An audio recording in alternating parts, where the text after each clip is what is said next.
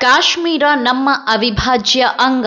ಮೊದಲು ಅಲ್ಲಿಂದ ನೀವು ತೊಲಗಿ. ಪಾಕ್ ವಿರುದ್ಧ ಗುಡುಗಿದ ಭಾರತ. ಪಾಕಿಗಳ ವಿರುದ್ಧ ವಿದೇಶಾಂಗ ಸಚಿವಾಲಯದ ಕಿಡಿ.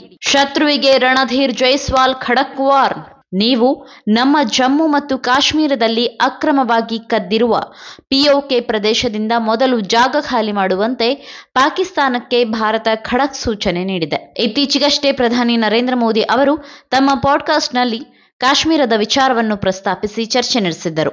ಅದಾದ ಬೆನ್ನಲ್ಲೇ ಭಾರತವು ಪಾಕ್ಗೆ ನೇರವಾಗಿ ಮತ್ತೆ ಎಚ್ಚರಿಕೆ ಸಂದೇಶ ರವಾನಿಸಿದೆ. ಈ ಕುರಿತು ಮಾತನಾಡಿರುವ ವಿದೇಶಾಂಗ ವ್ಯವಹಾರಗಳ ಸಚಿವಾಲಯದ ವಕ್ತಾರ ರಣಧೀರ್ ಜೈಸ್ವಾಲ್, ನೋಡಿ, ನೀವು ಎಷ್ಟೇ ಸುಳ್ಳು ಸುದ್ದಿಗಳನ್ನು ಹಬ್ಬಿಸಿದರೂ ಸಹ ಜಮ್ಮು ಮತ್ತು ಕಾಶ್ಮೀರವು ನಮ್ಮ ಭಾರತದ ಅವಿಭಾಜ್ಯ ಅಂಗವಾಗಿದೆ. ಮೊದಲು ಈ ವಿಚಾರದಲ್ಲಿ ಸುಳ್ಳು ಹೇಳುವುದನ್ನು ಬಿಟ್ಟು ಅಲ್ಲಿಂದ ಜಾಗ ಖಾಲಿ ಮಾಡಿ ಎಂದು ಅವರು ತಾಕೀತು ಮಾಡಿದ್ದಾರೆ. ನಮಗೆ ಸೇರಿರುವ ಭೂಪ್ರದೇಶವನ್ನು ಕದ್ದಿದ್ದಲ್ಲದೆ ಕಣಿವೆ ರಾಜ್ಯದ ಬಗ್ಗೆ ನೀವು ಅಲ್ಲದ ವದಂತಿಗಳನ್ನು ಹರಡಿಸುತ್ತಿದ್ದೀರಿ.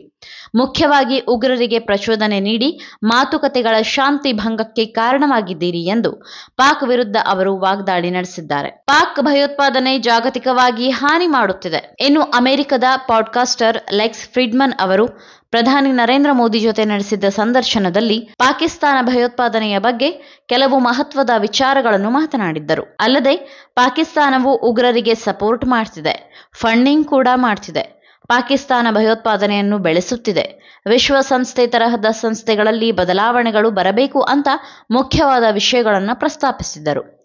ಇನ್ನು ಭಯೋತ್ಪಾದನೆ ಎಲ್ಲಿಂದ ಪ್ರಾರಂಭವಾಗುತ್ತದೆ ಎಂದು ಜಗತ್ತಿಗೆ ತಿಳಿದಿದೆ ಎಂದು ಪ್ರಧಾನಿ ನರೇಂದ್ರ ಮೋದಿ ಪಾಕಿಸ್ತಾನಕ್ಕೆ ಖಡಕ್ ವಾರ್ನಿಂಗ್ ನೀಡಿದ್ದರು.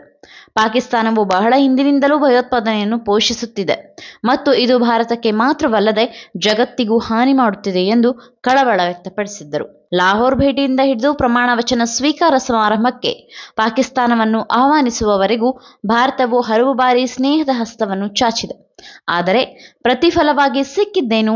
ಪಾಕಿಸ್ತಾನ ಹಗೆತನ ಪ್ರದರ್ಶಿಸಿದೆ. ಪಾಕಿಸ್ತಾನದ ಜನರಿಗೆ ಹಿಂಸೆ ಮತ್ತು ಭಯೋತ್ಪಾದನೆ ಮುಕ್ತ ಭವಿಷ್ಯ ಸಿಗಲಿ ಎಂದು ಮೋದಿ ಹಾರೈಸಿದರು. ಪಾಕಿಸ್ತಾನ ತನ್ನ ತಪ್ಪುಗಳಿಂದ ಪಾಠ ಕಲಿತು ಉತ್ತಮ ಹಾದಿಯತ್ತ ಸಾಗುತ್ತದೆ ಎಂಬ ಆಶಯವನ್ನು ಮೋದಿ ಹೊರಹಾಕಿದ್ದರು.